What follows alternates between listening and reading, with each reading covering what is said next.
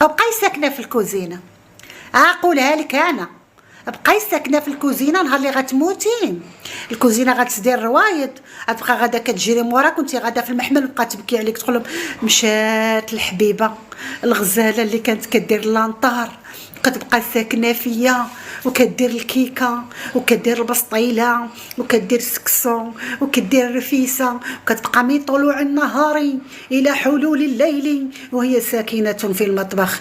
مشات الحبيبه ديالي اللي كانت كتضرب وكتفرك بالصابون وجافيل وساني كروه ومشعلقه في البلاكارات وكتمسح لعل عبد السلام يرضى عنها، لعل ابنائها يرضوا عنها، ونسات صلاتها ونسات عباداتها ونسات شلا امور، شلا حاجه اللي غتادي بها للاخره وغتلاقى بها وجه الله الكريم، اللي هي تدبر القران والصلاه والفهامه والعلم. كلشي بقاي ساكنه في الكوزينه نهار كامل. الكوزينه نسكن فيها ساعه ساعتين كاع 3 سوايع الى ماكسيموم في النهار. انا والله ما نسكن في الكوزينه 100 سوايع، ندير ما عليا وما واجب عليا فقط.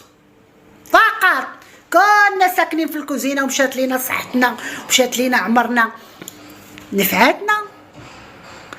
مشينا سكننا في الكوزينه، سكننا في السطح، كنا كنسيقوه من الراس للراس ونشطبوه ونخليوه ما نديرو الصالون ونطلع الحوايج. هبطه كتنجي للدار كتنساي راسك موظفه، كتولي امراه عامله. كيجي ولادك تقريهم كتنساي راسك استاذه وكتلقاي كتولي مدرسه كديري مراجعه. اختي كلشي بقدر، كلشي بمقياس. والله ما نطحن راسي من حاجه